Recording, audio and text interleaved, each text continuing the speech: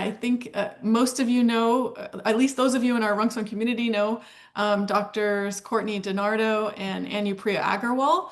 They are going to tag team today, and they're going to share with us an update on an early update on the low dose sirolimus study that is currently ongoing. So Dr. Courtney DiNardo is from MD Anderson Cancer Center, and then Dr. Agarwal is from Oregon Health Science University. And we see you. There we go. You got it.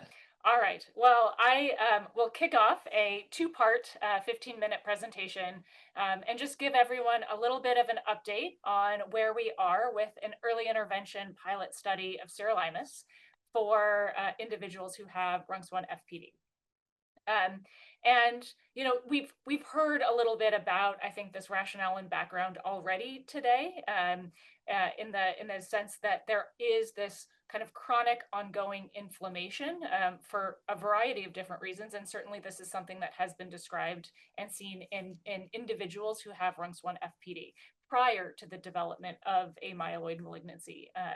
And we know that these chronically elevated levels of inflammation are associated with a host of different issues, and in particular, and relevant for this discussion, is the concern of both cancer development and cancer progression.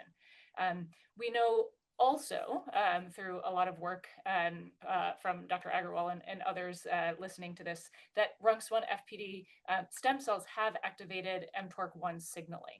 And so, in addition to many of the other ways to address reducing inflammation, one, I think, really exciting potential is kind of suppression of the PI3 kinase mTOR pathway to see if we can help suppress this kind of chronic low-level ongoing inflammation. So in a very simplistic diagram that I like, and as I'm kind of describing it to patients, right, there is these kind of consistently present pro-inflammatory proteins at higher levels. And can we do something as simple as starting a well-tolerated oral therapy to help prevent this kind of ongoing inflammation that leads to then myeloid bias and inflammatory signaling.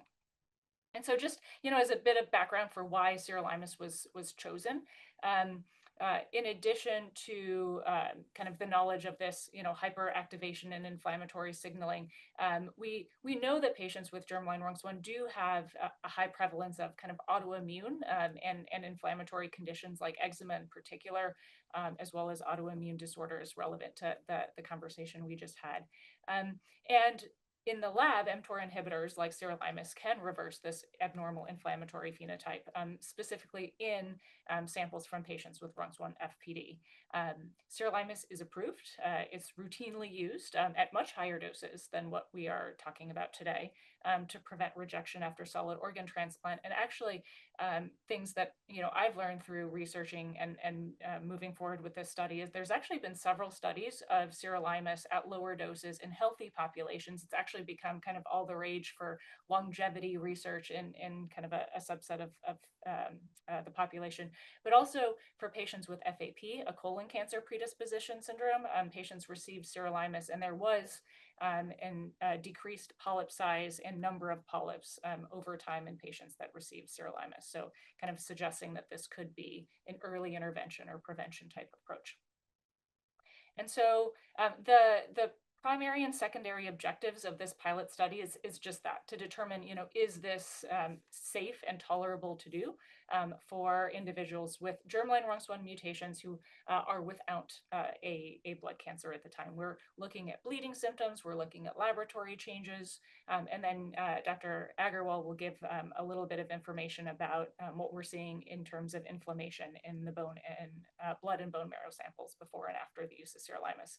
And of course, we also have patient-reported outcomes, both the pro-CTCA and the bleeding assessment tool, which is a standardized questionnaire in 14 different categories to assess bleeding symptoms, with 0 to 3 normal for males and 0 to 5 normal for females. The study participation is fairly as simple as we could make it, and we've iteratively tried to make it more simple with time to kind of minimize the logistical challenges for patients. So there's a screening portion. Patients start at MD Anderson with pre-dose blood tests and physical assessment. And then over the course of 6 months, they do have monthly labs, but most of them can be done locally, and they need to come kind of at one intermediate point and then at the end of 6 months for an end of study bone marrow, and then at the end of 1 year, so 6 months after study completion, one additional optional bone marrow evaluation. So just kind of highlighting the fact that there are 6 days that they have to be on the MD Anderson campus, and the rest of them can be through telemedicine with local labs. And so we're trying as best we can, because we know a lot of patients are individuals are very interested in participating, but they have busy lives and are doing a lot of things, and trying to navigate flying back and forth and staying in Houston when it's not their home can certainly be a challenge. In terms of eligibility, the eligibility is fairly open also to try to, incorporate anyone who is interested in participating. So you have to be an adult, and you have to have baseline platelets above 50,000 without active organ dysfunction or infections. And you do have to have a confirmed pathogenic or likely pathogenic germline RUNX1 variant without a history of MDS or AML or heme malignancy. We do allow secondary somatic mutations, so those CH mutations like BCOR, TET2, and we're actually interested to see what happens with those over time. Probably unlikely 6 months of sirolimus will change that significantly, but we are certainly interested in that as a key exploratory endpoint of ours. And because of interactions with sirolimus, there are rarely, but sometimes, patients that are on CYP3A modulating medications that would need to be stopped prior to start, to ensure there's no interactions that wouldn't be safe. In terms of how patients are tolerating it, I'll just have highlighted in blue are the different side effects that we've seen in the 4 patients that we've treated thus far, and there's kind of a better recap on the next slide coming.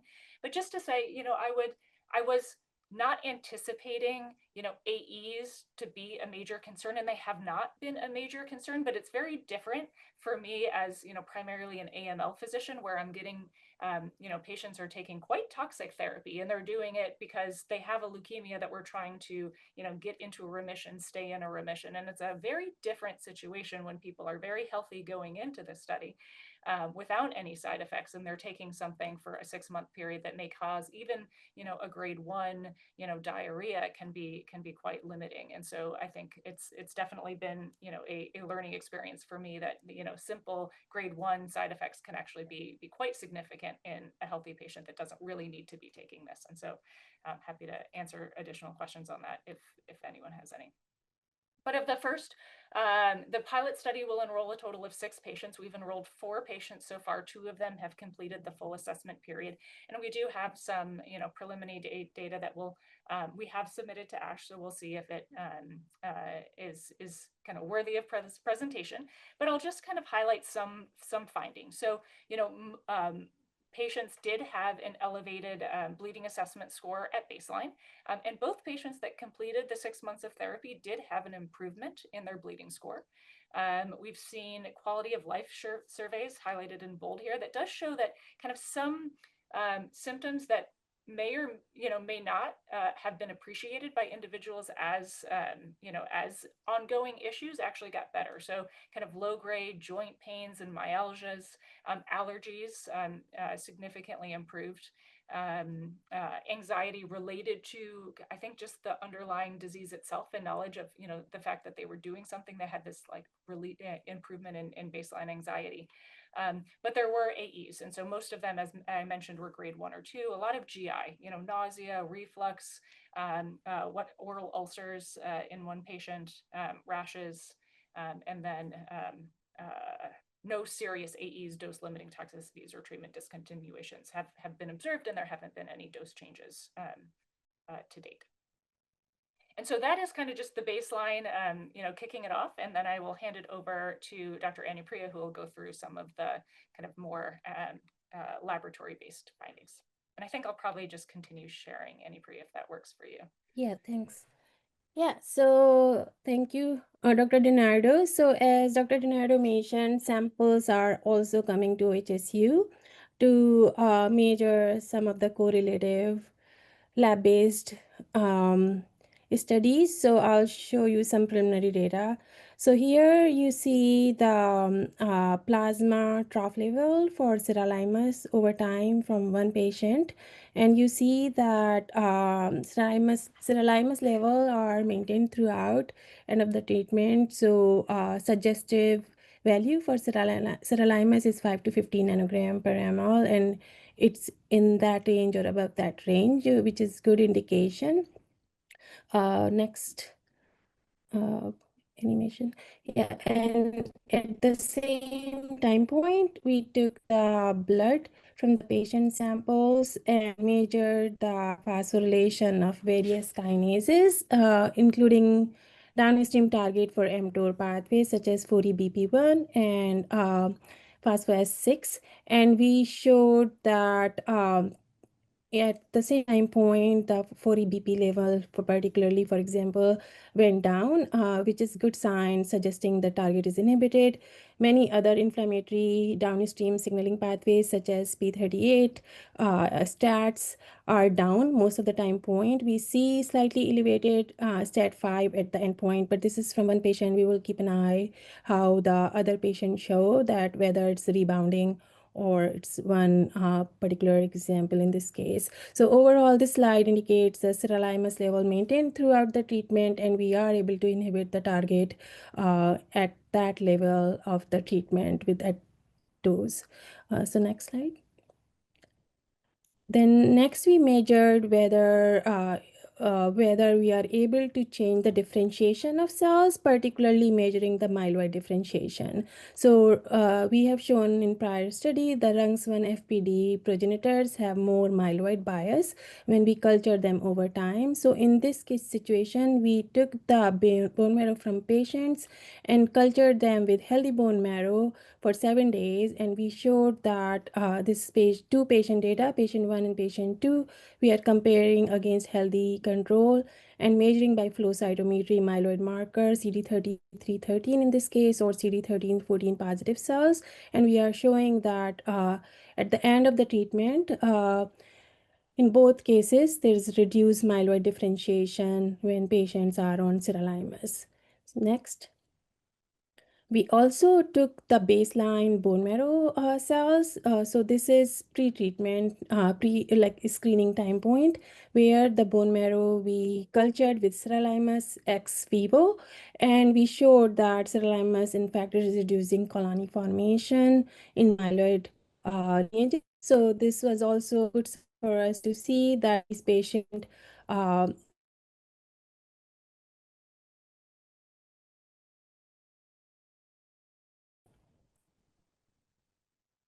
So overall, the previous slide shows that Sirolimus is able to reduce the myeloid bias of bone marrow progenitors.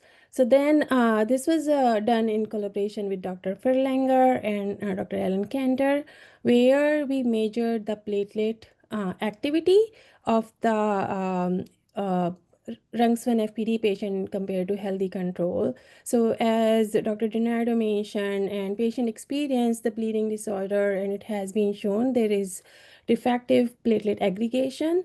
So in this assay, what was done, that platelet from healthy and RUNX1-FPD patient was activated by using different agonist for platelet activation, which is marked by these red arrow. And then PAC1 or P-selectin expression was measured on platelet by flow cytometry.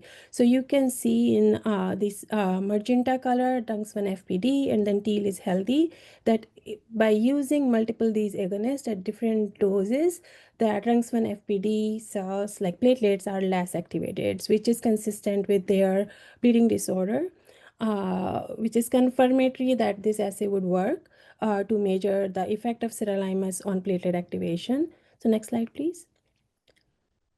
So now this data is from trial patient samples. So as Dr. DiNardo mentioned, there are 4 patients recruited, and we collected their samples throughout the treatment. 1 minute till Q&A. so sample was sent to the Boston Children's Hospital, and you can see with using this agonist trap, there is improvement in platelet activation by measuring PAC1 or p-selectin. Next slide, please. And then finally, we measured the cytokine in the blood and bone marrow by multiplex cytokine profiling. And you can see, I showed you a few examples here of the cytokine. There is overtreatment. This is healthy control, and then FPD in magenta. Throughout the course of treatment, there is a reduction of cytokine, particularly interferon gamma, slight reduction in TNF. Eotoxin is related with the eosinophilic reaction. So it might be, this is suggestive that patient improving allergic reaction, it could be due to reduction of these cytokines. And you heard TNF role in clonal hematopoiesis, just first slide. So these cytokines also play critical role in clonal expansion. So this was very relieving to see that we were able to reduce using mTOR inhibitor the cytokine expression, which was our key original hypothesis for using mTOR inhibition. So next slide, please.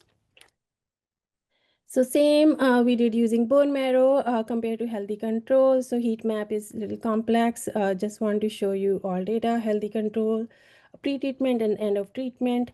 There is significant reduction in many inflammatory cytokine in bone marrow as well, and interferon gamma and eotoxin 2 was consistent with the peripheral blood, but then MDC and MCP2 are the chemokine, and they are known for recruiting immune cells to site of inflammation. So again, suggestive, maybe the reduction in allergies or improvement in allergic reactions is due to reduction of these cytokines. So next slide, please. So in summary, low-dose sirolimus appear to be well tolerated. As Dr. DiNardo mentioned, there is low-grade adverse events observed, but not treatment limiting. We saw many inflammatory cytokines suppressed with the treatment, which was very encouraging.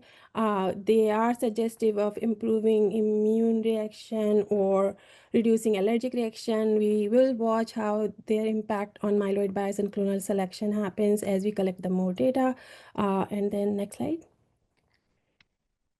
In future, we are hoping to have completing the enrollment of 6 patients. So 4 are enrolled. We are looking for 2 as soon as possible. We are also opening another site at OHSU. So goal is to expand to 12 over time. And then we will continue to collect more advanced correlative data, hoping to study the clonal changes, as Dr. DiNardo mentioned. We are also expanding the study, looking how T cell function changes based on our inflammatory cytokine data. And then we are hoping to do some spatial analysis using bone marrow biopsy from these patients to get more direct mechanistic evidence. So next slide.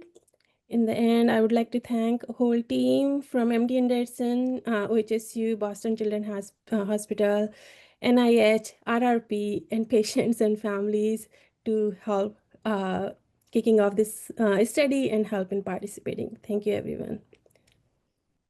Happy to Thank take you, questions. Dr. DiNardo and Dr. Agarwal. We are ready for a Q&A discussion. We have one question here from Esther. She says, very exciting results. How far away are you from evaluating whether the effects will persist after patients come off treatment? The 1-year bone marrow sample off treatment, is that coming up for some of the patients?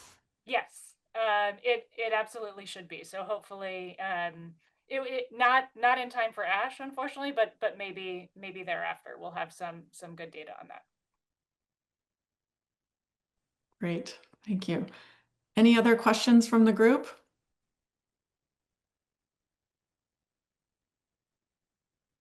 Well, I'll put a plug in that if you have any patients or families that might be interested in participating in research, this would be a great opportunity, a great study to join. And as I mentioned in the beginning, there's other studies as well. There's the imatinib study at the NIH, but I think we're pretty excited about the preliminary findings so far.